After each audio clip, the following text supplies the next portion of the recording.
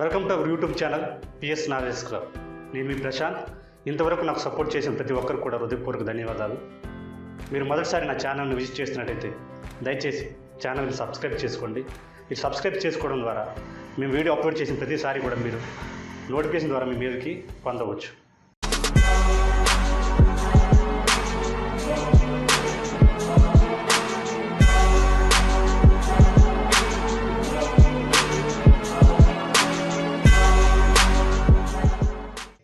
In this video, our topic title is silent letters. Okay, ఈ silent letters అనేటువంటి topic పైన already 3 videos చేయడం జరిగింది, పార్ట్ 1, పార్ట్ 2, పార్ట్ 3.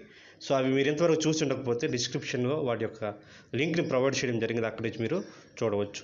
ఈ వీడియోని కూడా మీరు ఎండ్ వరకు చూడండి. సో మనం ఆలోచన చేయకుండా టాపిక్లోనికి వెళ్ళిపోదాం. Okay, now let us discuss silent K. అంటే కే ఎప్పుడెప్పుడు సైలెంట్ అవుతుందో చూద్దాం. ఓకేనా? Rule: the letter K is always silent when it precedes the letter N in a word. అంటే ఒక వర్డ్లో అంటే ముందు N ముందు K వచ్చినప్పుడు K అనేది సైలెంట్ అయిపోతుంది. Okay, now let us observe few examples here. Examples: KNOW know అంటే తెలుసు అని అర్థం. KNOCK నాక్ అంటే తట్టు కొట్టు అని అర్థం. అంటే తలుపు తట్టారు అంటాం కదా, సో నాక్ అనమాట. నాక్ ద డోర్ అని వినే ఉంటారు. అంటే తలుపు తడుతున్నారు, తట్టు అంటే కొట్టు అని అర్థం. Okay, somebody is knocking at the door అంటే ఎవరో తలుపును తడుతున్నారు అని అర్థం కదా, సో అలా అనమాట, అది నాక్. నెక్స్ట్ KNIFE నైఫ్ అంటే కత్తె. KNIJHT నైట్ అంటే వీరుడు శూరుడు అని అర్థం. నెక్స్ట్ KNEE అంటే WM అంటే KNEE అంటే నీ అంటే ఏంటంటే మోకాలు అని అర్థం. సో నెక్స్ట్ నాలెడ్జ్ అంటే జ్ఞానము. ఓకే, మనకి ఛానల్ టైటిల్లో ఉంది కదా నాలెడ్జ్ అని. Okay, so next knitting KNITTING knitting అంటే అల్లడం అనమాట. ఓకేనా, అల్లడం. Next KNOT knot. నాట్ అంటే ముడి వేయడం అని అర్థం. ఓకేనా, ముడి. Okay, let's go to the next rule, next letter or rule. Okay, let's observe silent L rule. The letter L is usually not pronounced after the vowels A, O and U. మనందరికీ తెలుసు vowels అనేవి ఉన్నాయి, AEIOU. Okay, వీటిలో ఏ తర్వాత కానీ, ఓ తర్వాత కానీ, you తర్వాత కానీ ఈ ఎల్ అనేటువంటి లెటర్ వస్తే అది ప్రొనౌన్సియేషన్ చేయకూడదు. we should not pronounce it. Okay, ఇప్పుడు మనం ఏఎల్ కాంబినేషన్తో కొన్ని ఎగ్జాంపుల్స్ని గమనిద్దాం. ఓకే, ఫస్ట్ది CALF కాఫ్. ఇక్కడ కాఫ్ అంటే ఏంటంటే దూడ, ఆవు దూడ ఉంటుంది కదా, దాన్ని కాఫ్ అంటారు. ఓకే, ఆఫ్ HALF ఆఫ్ అంటే సగం. PALM పామ్ అంటే తాటి చెట్టు లేదా అరచెయ్యి అని కూడా అంటారు. CALM కామ్ అంటే నిశ్శబ్దము అని అర్థం. నెక్స్ట్ పామిస్ట్ PALMIST పామిస్ట్ అంటే ఏంటంటే జోస్యం చెప్పేవాడు, చేయి చూసి జోస్యం చెప్పేవాడు. ఓకేనా, టాక్ అంటే మాట్లాడు, వాక్ అంటే నడుచుట అని అర్థం. ఓకేనా, సో ఇప్పుడు మనం యూఎల్ కాంబినేషన్తో కొన్ని ఎగ్జాంపుల్స్ని చూద్దాం. వుడ్ WOULD వుడ్, ఇది విల్ అనే దానికి పాస్ట్ టెన్స్ అనమాట. Will would. ఓకే, షుడ్ ఇది షాల్ అనే యొక్క మోడల్ వర్బ్కి ఒక పాస్ట్ టెన్స్ అనమాట. కుడ్ కూడా అంతే, కెన్కి పాస్ట్ టెన్స్ అనమాట. ఓకేనా, అలాగే ఇప్పుడు మనం ఓఎల్ కాంబినేషన్తో చూద్దాం. ఓఎల్ FOLK.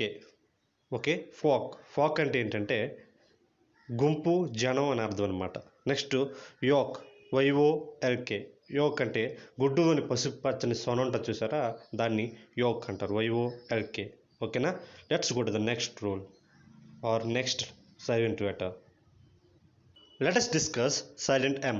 ఈ సైలెంట్ M పైన ఈ రూల్స్ కోసం నేను నాకున్న సోర్సెస్ వెతికాను, బట్ దీని మీద ఎటువంటి రూల్స్ అయితే నాకు కనపడలేదు. కానీ సింగిల్ వర్డ్ మాత్రం కనిపించింది, అదేంటంటే నిమోనిక్స్. NMONIC mnemonics. ఇక్కడ ఎన్ ముందు M ఉంది, కానీ ఎమ్ని మనం ప్రొనౌన్స్ చేయట. అయితే ఇది ఎవరైతే సైకాలజీ తెలిసిన వారు ఉన్నారో వారికి బాగా తెలిసినటువంటి వాడు, ఎందుకంటే సైకాలజీ మనం ఎక్కువ వింటూ ఉంటాం. ఈ యొక్క మెమరీ అనేటువంటి టాపిక్ చదివేటప్పుడు అయితే అంటే స్మృతి అంటాం కదా, ఆ టాపిక్ చదివేటప్పుడు ఈ యొక్క నిమోనిక్స్ అనేటువంటి వర్డ్ మనకు కనిపిస్తుంది. అంటే దాని అర్థం ఏంటంటే కొండ గుర్తులు అనే అర్థం. ఓకేనా, కేవలం ఈ ఒక్క వర్డ్ దగ్గర మాత్రమే నాకు ఎం అనేది సైలెంట్ అయినట్టు కనిపించింది. ఓకేనా, let us go to the next one. Let us discuss silent N rule. The letter N is not pronounced when it comes after M at the end of a word. అంటే ఒక word యొక్క చివర, అంటే పదం యొక్క చివరి భాగంలో ఎం తర్వాత ఎన్ వచ్చినప్పుడు ఎన్ అనేది మనం ప్రొనౌన్స్ చేయం. ఓకేనా, అయితే కొన్ని ఎగ్జాంపుల్స్ ఇక్కడ మనం గమనిద్దాం. ఎగ్జాంపుల్స్, ఫస్ట్ వన్ కాలం, COLUMN. ఇక్కడ ఎం తర్వాత ఎన్ ఉంది కానీ మనం దాన్ని కాలం అనే అంటున్నాం, కాలమ్ అని అనట్లేదు. ఓకేనా, కాలం అంటే ఏంటంటే స్తంభము లేదా వరుస అని అర్థం. Next dam.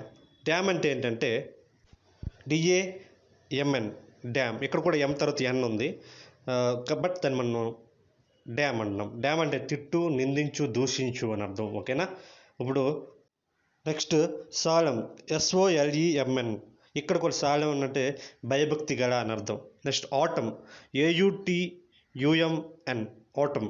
ఆటమ్ అంటే ఏంటంటే ఈ యొక్క చలికాలానికి ఎండాకాలానికి మధ్య ఉన్న ప్రాంతాన్ని, అంటే ఆకులు రాలేటువంటి ఆ ప్రాంతాన్ని, ఆ యొక్క కాలాన్ని ఏమంటారంటే ఆటమ్ అంటారు అనమాట. అంటే సుమారుగా బహుశా వసంతకాలం అనుకుంటా. ఓకేనా, next one him, HYMN. Him అంటే కీర్తన లేకపోతే గీతము అని అర్థం అనమాట. సో ఇక్కడ అన్ని సందర్భాల్లో మరి గమనించినట్టయితే ఎం తర్వాత ఎన్ ఉంది కానీ దాన్ని మనం ఏం చేయలేదు, ప్రొనౌన్స్ చేయలేదు. ఓకేనా, right. Thank you for watching. ఈ వీడియో కానీ మీకు నచ్చినట్లయితే లైక్ చేయండి, షేర్ చేయండి, సబ్స్క్రైబ్ చేసుకోవడం మాత్రం మర్చిపోకండి. Let us meet again in the next video. Until then, this is Prashant signing out.